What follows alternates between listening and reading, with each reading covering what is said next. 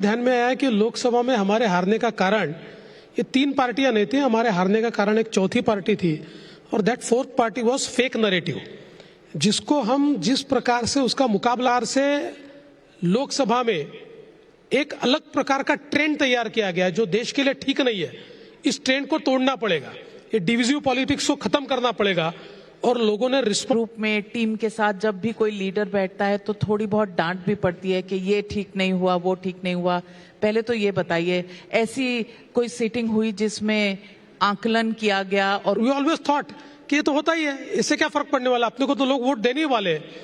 तो ये जब वोट खिसका तो हमारे ध्यान में है कि अपनी गलती है, हम लोगों ने जो करना चाहिए तो वो नहीं किया है, हम यार नहीं किया था।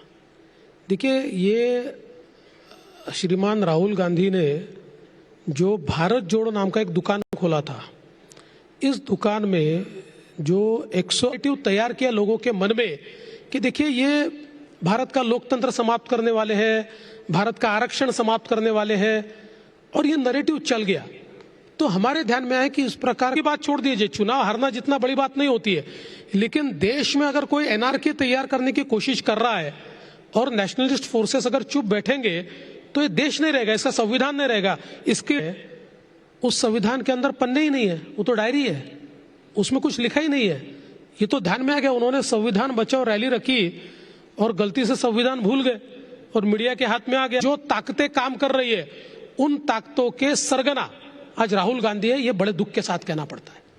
कौन सी ताकतें हैं ये? Name them. नहीं, ये कई ताकतें हैं। ये देखिए, क्या एक एनार्किस्ट इस प्रकार का वातावरण तैयार करने की कोशिश करते, ऐसी कोशिशों के भी सरगना धीरे धीरे राहुल गांधी बन रहे हैं, ये मैं कहना चाहता हूं।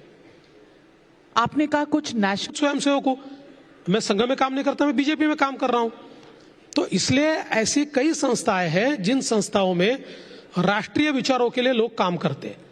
ऐसी संस्थाओं को हमने कहा जिनके विचार अल्ट्रा लेफ्टिस्ट है।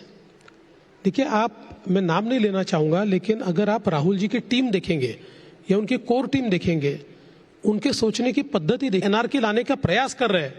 मुझे ऐसा लगता है कि आज की तारीख में कांग्रेस को यह सोचना होगा कि इतनी पुरानी पार्टी अगर इस प्रकार से एकनाथ शिंदे जी और अजीत पवार जी की पार्टीज ने भी परफॉर्म किया, अपने ओरिजिनल पार्टीज को बिल्कुल ध्वस्त कर दिया, ये आपने एक्सपेक्ट किया था?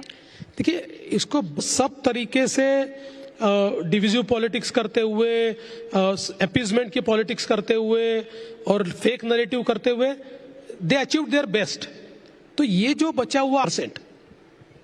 सो I want to ask you, आप कह रहे हैं डिवाइसिव पॉलिटिक्स उन्होंने किया, लेकिन बहुत लोगों का कहना है कि आपने भी कोई कमी नहीं छोड़ी, बटेंगे कटेंगे चला। वो उलेमा बोर्ड के प्रमुख है, उन्होंने 17 मांगों का ज्ञापन ये कांग्रेस को, उद्धव जी को और शरद पवार जी को सौंपा और ये कहा कि ये 17 मांगे आपकी मांगों पर विचार कर रहे हैं।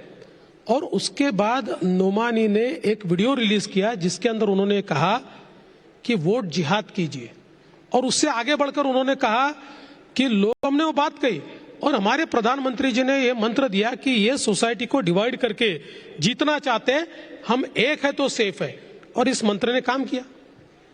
लातूर में को बिलोंग कर सकती है, इसको डिफाइन किया है।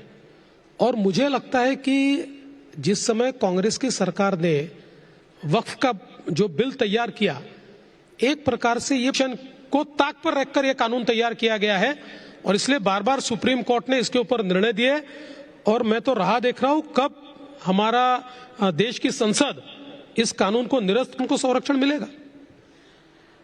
देवेंद्र फडणवीस जी, महाराष्ट्र में डेवलपमेंट का आपका विजन क्या रहेगा, क्योंकि यहाँ इकोनॉमिक कॉन्क्लेव है? ऐसा नहीं कि सारे प्रोजेक्ट महाराष्ट्र को मिलेंगे, लेकिन बावजूद उसके महाराष्ट्र नंबर 1 है। आप देखिए, आज अगर हम लोग एफडीआई की बात करें तो लोग कहते हैं बेंगलुरु स्टार्टअप कैपिटल है, कोई कहता है हैदराबाद स्टार्टअप कैपिटल है, लेकिन देश के रजिस्टर्ड स्टार्टअप्स की संख्या को आप अगर देखें तो सबसे ज्यादा स्टार्टअप भी महाराष्ट्र में है, सबसे ज्यादा यूनिकॉर्न महाराष्ट्र, $1 ट्रिलियन इकोनॉमी, और Maharashtra is a first state कि जिसने $500 बिलियन का मार्क पार कर दिया है। बाकी स्टेट्स हमारे से बहुत पीछे है। हम $500 ट्रिलियन के आगे चले गए। सीईओ उसके प्रमुख थे।